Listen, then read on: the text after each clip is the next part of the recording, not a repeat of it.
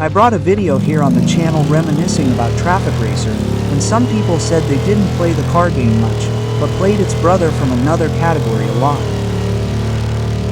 Do you remember Traffic Rider?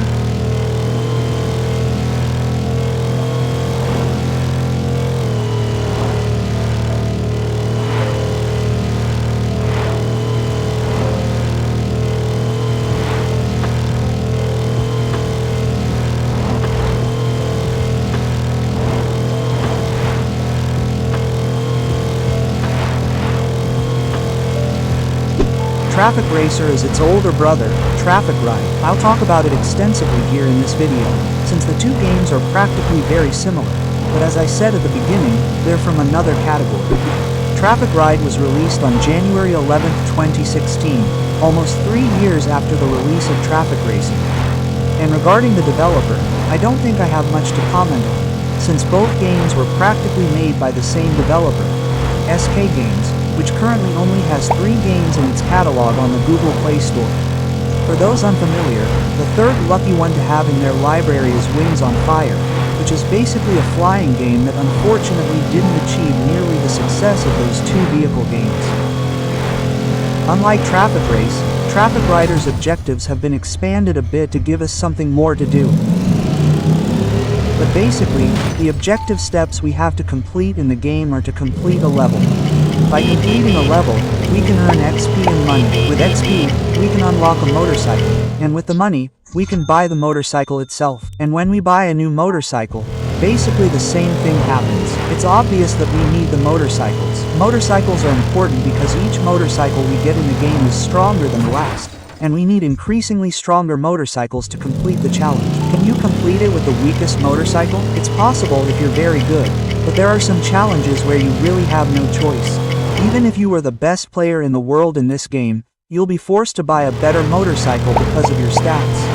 And even though the game features real-life motorcycles, or rather motorcycles inspired by real-life motorcycles, the game has a very arcade-like handling and style. Even though it brings new levels, each world, and levels, the game lacks a story, since it's a motorcycle game.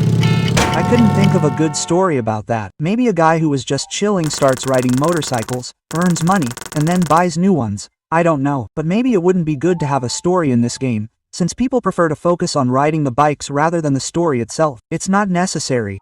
But the lack of a story is actually good, because each level we play in the game has completely different objectives. Each objective is different, but even though they're different, I think I can summarize all the objectives we set in each level as a goal-based gameplay.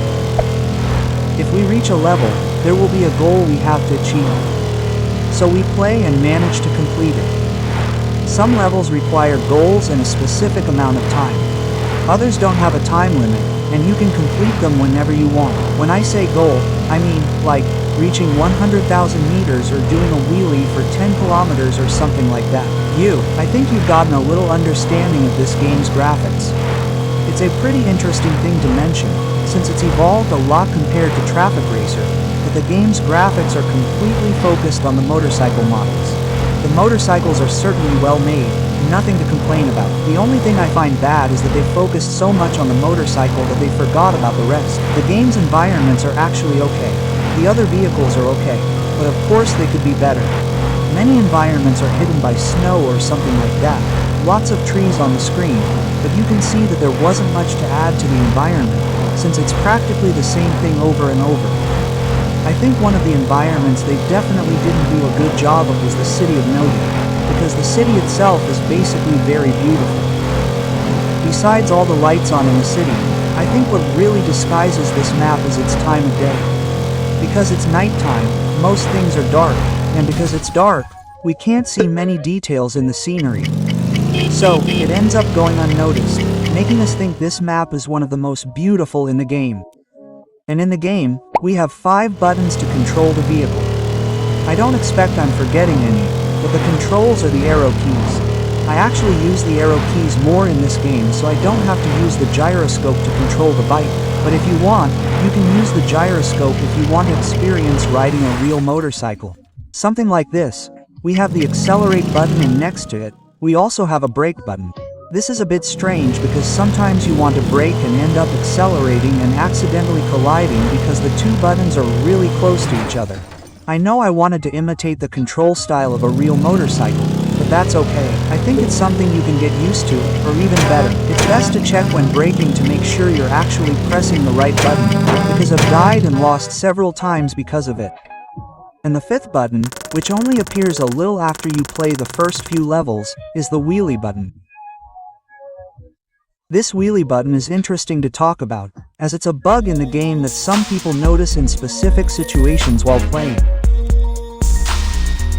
This wheelie button becomes available after a certain amount of cooldown. After that, we can use it whenever we want or even not use it at all. We have to click it for our character to be able to wheelie, and by doing a wheelie, they can go faster, and so we have to concentrate to avoid crashing. Then, if we release the button, of course, the wheelie stops, as you can imagine, right? Generally, in most cases, people only activate this button after they're really fast on their bikes. And of course, to be really fast on your bike, you have to be in 5th gear. And man, you can't do a wheelie in 5th gear. Maybe I'm talking a lot of nonsense. Maybe there are a few bikes, or maybe 2 bikes in the world, that can do a wheelie in 5th gear. But, folks, 5th gear is the weakest gear on a motorcycle, as well as on all vehicles. So it doesn't have enough power to lift a bike, and this becomes even more absurd when we can do wheelies, man, on motorcycles like Harley-Davidsons and even scooters. But it's just a curious detail. Not that it will affect your gaming experience, but only those who actually own a motorcycle will be able to notice this before I said it. But let's talk about the game's jewel, the motorcycles. That's definitely not lacking in this game. There are many bikes for various tastes and various chip sizes. I'm just sad because you might have a favorite bike, but it might be too weak. It's a bit sad because sometimes you're forced to abandon your favorite bike to use a strong one. You can even upgrade it, but you can't upgrade it completely. I know each bike has its own strength and speed, but even so, it gets a bit sad once you get attached to a bike or a style of bike, because just like me, man, I get really attached to custom styles. It's my favorite style of bike, custom or cruiser, whatever you want to call it. And it makes me sad to see that some of my favorite bikes are a little weaker than others that I absolutely have to use, but you can still upgrade and try to see what happens. Of course, guys, these bikes aren't licensed, they don't have their real-life names, and they're not official. They're just an in-game imitation for us to see and feel them, right?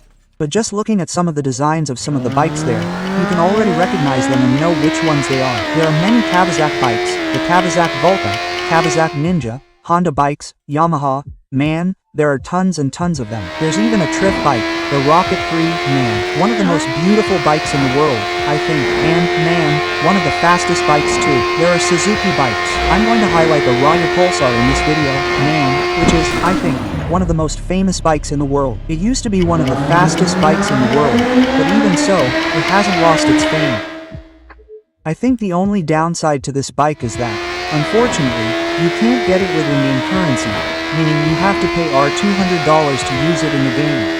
Actually, guys, I'm lying. In fact, we have to pay $120 to use this bike. And they made a fuss because they knew this bike was one of the most famous and that everyone would most want to ride it. But even so, we can see what it looks like in some videos out there on YouTube. And I know there will be some people out there saying that the latest bikes in this game definitely don't exist in real life. They're almost like alien bikes, man. Alien bikes, like bikes from the future.